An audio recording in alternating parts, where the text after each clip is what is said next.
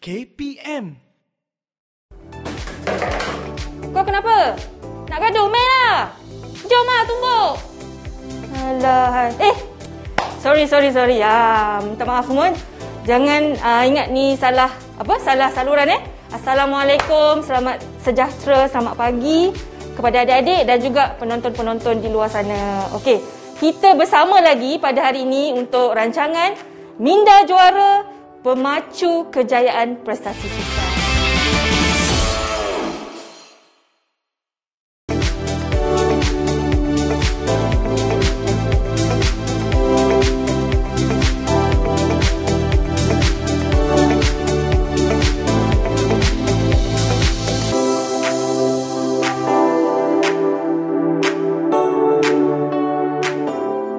Tadi itu sebenarnya adalah lakonan semata-mata.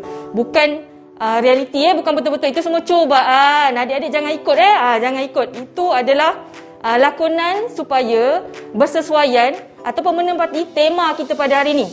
Topik kita pada hari ini adalah aplikasi psikologi sukan dalam menangani keagresifan dalam sukan. Okey, tadi adik dah saksikan apa kata-kata yang berunsurkan kemarahan, ada aksi menyepak tong sampah. Itu adalah antara tindakan-tindakan agresif yang berkemungkinan adik-adik pernah lakukan ataupun sesiapa saja di luar sana pernah lakukan, ataupun kemungkinan pada satu masa nanti kita semua akan lakukan benda tu. Okey. Apa itu tindakan agresif? Keagresifan dalam sukan ni. Apa dia? Ianya boleh ditakrifkan ataupun didefinisikan sebagai perbuatan atau tindakan yang boleh menyebabkan kecederaan kepada benda bukan hidup dengan niat ataupun dengan matlamat untuk mencederakan seseorang itu ataupun memenangi sesebuah perlawanan ataupun memperolehi kejayaan. Dan juga tindakan ataupun kelakuan agresif ini juga merujuk kepada apa saja tindakan ataupun tingkah laku kita kepada benda yang bukan hidup, dengan niat untuk merosakkan ataupun menyebabkan kerugian, kerosakan terhadap benda-benda tersebut. Okey, sebagai contohlah, kalau benda bukan hidup, kita menghamburkan kata-kata kemarahan, berunsur carutan, kepada pihak lawan ataupun jurulatih ataupun pengadil. Manakala pula, tingkah laku agresif kepada benda bukan hidup. Sebagai contoh, seorang pemain bola ataupun seorang pemain hoki selepas habis perlawanan ataupun di masa rehat, dia merosakkan bilik persalinan, pintu bilik persalinan. Itu biasa semua tengok kan? Macam tadi saya sepak tong sampah. Itu semua benda bukan hidup. Itu pun adalah contoh-contoh tindakan agresif kepada benda hidup dan juga benda bukan hidup. Tadi adik-adik dah tengok lah kan? Dah faham dah. Apa dia tindakan agresif? Apa dia tingkah laku agresif? Okey? Tapi dia ada bermacam-macam matlamat. Sebenarnya ada yang nak mencederakan seseorang, ada yang tujuan untuk merosakkan apa sahaja benda-benda yang bukan hidup, peralatan ke. Dan juga ada juga dengan tujuan untuk memperolehi kejayaan dalam sesebuah perlawanan. Tapi dia sebenarnya banyak tau jenis-jenis tindakan agresif ni. Jom kita saksikan jenis-jenis tindakan agresif dalam sukan dalam video ni. Okey? Jom.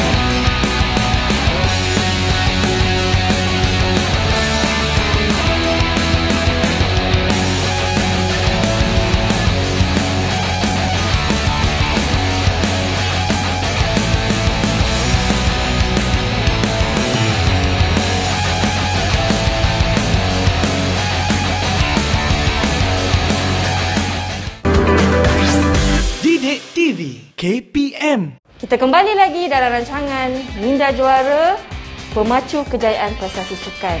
Tadi dah tengok kan video tadi macam mana atlet kita, ataupun kita tengok sedutan-sedutan jenis-jenis tingkah laku agresif, iaitu yang pertama agresif ketara, tingkah laku agresif instrumental, dan yang ketiga tingkah laku agresif asertif.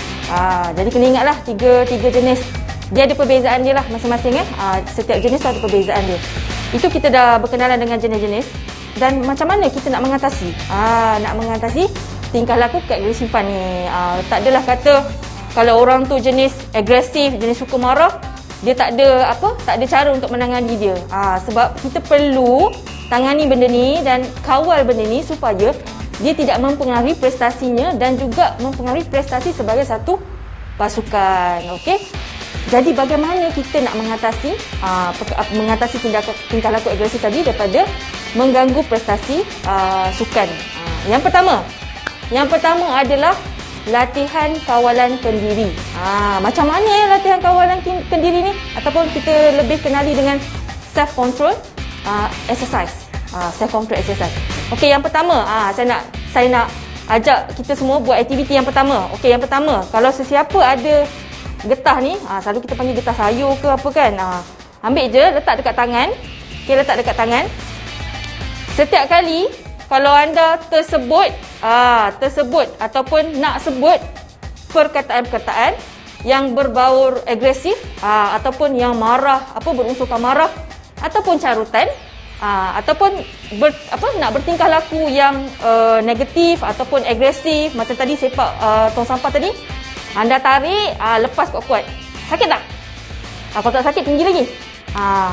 Okey, sakit tak? So kalau bila rasa sakit tu, kita teringat. Kita akan teringat. Jadi sentiasa lakukan sampailah perkara ni menjadi rutin. Okey? Ini aktiviti yang pertama tau, getah ni. Lepas ni hilanglah getah-getah mak kat dapur tu kan. Alright. Yang kedua. Okey, semua ambil kertas ni. Okey, ambil kertas ni bila tengah marah tengah marah ke, tengah ada sakit hati ke kan. Ambil kertas ni, okey? Kita tulis. Contohlah, kalau saya marah, saya cakap, bencilah. Tulislah. Nak pakai warna apa pun boleh Okey, ambil kertas ni. Tengok ni. Kita ronyok kan. Okey, campak. Dia punya kepuasan tu, cuba buat, rasakan. Tapi dia kena betul-betul kita tengah macam nak marah ke, tengah tekanan ke, sesuailah buat. Barulah kita dapat hamburkan segala tenaga kemarahan tu bila kita campak tu. Dia boleh koyak, ataupun nak campak ke, nak ronyok-ronyok tadi and then campak, ataupun koyak, and then buang. Lepas tu kalau buang tu janganlah biar berterabur, sapu dah balik kan mak marah pula, betul tak? Itu adalah latihan kendiri. Okey, yang kedua. Teknik yang kedua, macam mana kita nak kawal tingkah laku agresif ini. Okey. Yang kedua adalah latihan raptai mental. Latihan raptai mental ni apa? Saya pernah dengar raptai hari sukan lah, raptai hari anugerah cemerlang lah kat sekolah. Tapi raptai mental ni apa Okey, ataupun kita panggil mental rehearsal ataupun mental imagery. Caranya adalah sebelum sesuatu itu terjadi ataupun faktor-faktor situasi-situasi yang menyebabkan kelakuan agresif itu berlaku, kita duduk dalam keadaan yang selesa.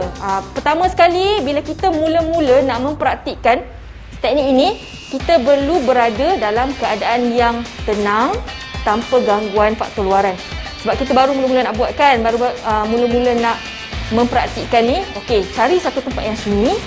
Okey, dan kita boleh buat dalam keadaan baring ataupun duduk. Okey. Bayangkan apa sahaja situasi-situasi yang boleh menyebabkan emosi marah kita tu tadi ataupun emosi geram, itu boleh terjadi. Ataupun kalau susah sangat, bayangkan balik pengalaman-pengalaman ketika pertandingan-pertandingan yang lepas ataupun pengalaman-pengalaman dalam situasi lain yang pernah berlaku yang masa tu kita marah sangat. Okey, bayangkan. Okey. Bayangkan benda tu and then kita praktikkan dalam minda kita, kita menanganinya dalam minda kita. Kita boleh gunakan pelbagai teknik. Ada teknik relaksasi, ada teknik imagery, ada teknik tadi yang kawalan yang kita belajar tadi, aktiviti-aktiviti kawalan diri tu, itu pun boleh praktikkan. Kita praktikkan dalam minda kita macam mana kita secara perlahan menangani tindakan-tindakan agresif tadi dalam minda kita. Kita buat dalam minda kita dulu tau. Ni bukan betul-betul lagi. Kita mempraktikkan dalam minda kita. Itu yang kita panggil latihan raktai mental. Okey. Dan secara perlahan, macam mana kita nak praktikkan ataupun amalkan ketika dalam situasi pertandingan. Okey, pada hari pertandingan. Okey, pagi ke ataupun dalam 2-3 jam ataupun 1 jam sebelum pertandingan, anda dah buat latihan raktai mental ataupun imagery di dalam fikiran anda ataupun dalam fikiran anda. Bayangkan situasi kejap lagi kalau ataupun sekiranya anda akan ada faktor-faktor yang akan menyebabkan anda bertingkah laku agresif. Okey, anda bayangkan situasi tu, macam mana anda kontrol, macam mana anda kawal, macam mana anda tanganinya dalam fikiran anda. Supaya apa yang anda fikir, apa yang anda cakap tu, okey, itu yang anda akan lakukan di dalam pertandingan. Tapi dengan syarat kena selalu praktis lah. Jangan tak pernah buat, tiba-tiba 1 jam sebelum game nak buat. Lepas tu, salah lah Kak Azura ajar. Tengok hari tu di TV kata boleh hilangkan boleh kontrol, boleh kawal tindakan agresif. Sama juga. Saya still marah je, tak boleh pun. Nak marah je main. Kena praktis. Jangan time hari game tu ataupun hari pertandingan tu baru nak buat. So, practice make perfect. Okey. Itu adalah teknik yang kedua. Okey, teknik yang ketiga. Teknik yang ketiga ini penting.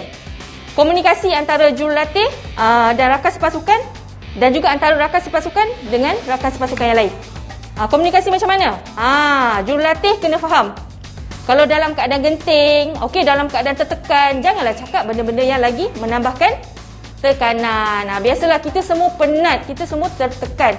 Sama juga rakan sepasukan. Kalau awak tahu rakan anda tu tengah nak marah ataupun dia memang ada potensi untuk bertingkah laku negatif, menghamburkan perkataan-perkataan yang berunsurkan agresif, kawal anda punya tindak balas terhadap dia. Percakapan anda, komunikasi verbal, komunikasi bukan verbal, bahasa tubuh anda tu kena kawal. Jangan mencetuskan sesuatu yang boleh menaikkan lagi kemarahan dia. Jadi ini adalah komunikasi antara jurulatih, rakan sepasukan dan sebagai satu pasukan. Okey, penting sangat komunikasi ni. Okey. Itulah antara teknik-teknik cara-cara untuk mengawal ataupun menangani tingkah laku agresif dalam sukan. Kita berehat dulu, kita akan kembali selepas ni dengan teknik-teknik yang lain.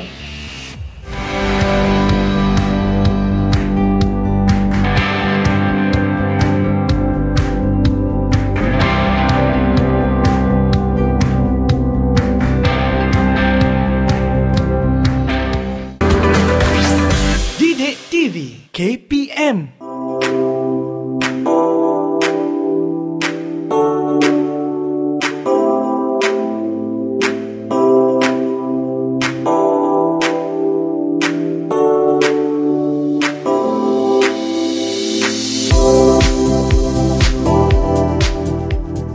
Tadi kita dah berkenalan dengan beberapa teknik bagi menangani ataupun mengawal tingkah laku agresif dalam sukan.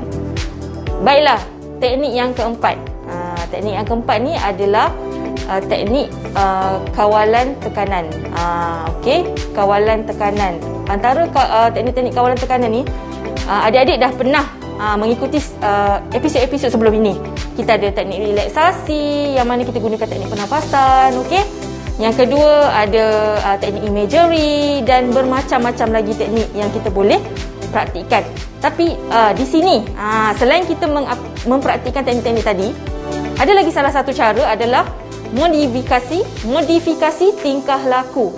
Apa dia modifikasi tingkah laku ni? Maksudnya kita bertingkah laku apabila kita mengalami sesuatu emosi ataupun potensi untuk bertingkah laku agresif, kita mengalihkan tingkah laku kita itu kepada sesuatu tingkah laku yang lain. Itu adalah modifikasi tingkah laku. Tekanan dalam tindakan agresif ini, dia boleh menghasilkan emosi yang seperti marah, geram, okey. Itu adalah emosi-emosi negatif yang kita perlu tangani. Ia boleh terjadi disebabkan oleh sikap penonton. Sikap penonton ketika pertandingan, cuaca yang panas, jangka masa perlawanan yang sangat panjang dan juga keputusan pengadil yang kita merasakan ianya tidak adil kepada kita. Itu antara faktor-faktor sebenarnya yang boleh mendatangkan ataupun menyebabkan tingkah laku agresif di dalam sesebuah pertandingan. Okey. Kita berbalik kepada modifikasi tingkah laku. Okey, apabila adik-adik berasa macam nak marah ataupun berasa tekanan, berasa mulalah nak memukul lah, nak merosakkan benda-benda di sekeliling lah, ataupun nak menghamburkan kata-kata kemarahan kepada orang-orang yang berada di sekeliling, kita alihkan kita punya perhatian kepada tingkah laku yang lain. Tingkah laku yang lain ni maksudnya perkara-perkara yang kita suka lakukan. Dia boleh menjadi hobi ataupun apa saja yang berada di sekeliling kita. Sebagai contoh, sekiranya adik-adik berada di rumah, tekanan itu datang, mulalah nak marah, rasa nak pukul, nak tumbuk pintu, nak tendang tong sampah macam tadi. Kita alihkan perhatian, cari contoh, pergi kat luar rumah tu, ada rumput-rumput tu, ambil cangkul, bersihkan. Ambil cangkul, bersihkan, tebang rumput. Macam contoh saya, kalau keadaan tekanan ataupun stres ke, saya suka bercucuk tanam. Contoh, saya suka menjahit. Jadi bila rasa stres ataupun tertekan, dah kita alihkan perhatian kita, pergi cari kain ke, pergi kat luar ke, dekat pokok-pokok tu, kita melakukan tindakan-tindakan atau aktiviti-aktiviti tersebut. Jadi adik-adik kena cari sesuatu yang anda minat. Anda minat ataupun anda suka buat. Sebab apa? Bila anda mengalihkan perhatian anda kepada sesuatu yang anda minat, anda dapat alihkan perhatian yang tadi tu, yang nak marah, nak geram tu, nak cakap bukan-bukan tu. Bila anda buat sesuatu yang anda suka, anda akan alih perhatian dan fokus kepada perkara yang anda suka buat. Macam ada orang yang suka memancing lah, kan? Kalau kata ada motor, suka repair motor. Ada juga yang suka repair motor. Daripada nak marah-marah, nak maki-maki orang tu, pergi cari something yang kita suka buat. Itulah yang dimaksudkan dengan modifikasi tingkah laku. Okey, tadi kita dah berkenalan lah. Okey, dengan 4 teknik. Kalau saya boleh ulang balik, yang pertama tadi adalah kawalan kendiri. Kita ada 2 aktiviti tadi. Guna getah lah, campak kertas.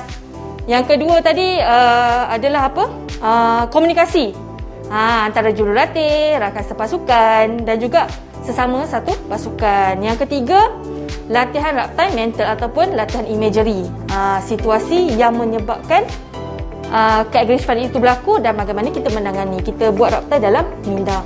Dan yang keempat tadi saya baru cakap adalah modifikasi tingkah laku, melakukan sesuatu tingkah laku ataupun aktiviti yang kita suka ataupun minat. Okey, daripada tadi kita dah berkenalan di peringkat awal tadi. Dah ada lakonan keagresifan, menghamburkan kata-kata kemarahan, definisi. Adik-adik semua dah faham ataupun tahu apa yang dimaksudkan dengan agresif itu dalam sukan.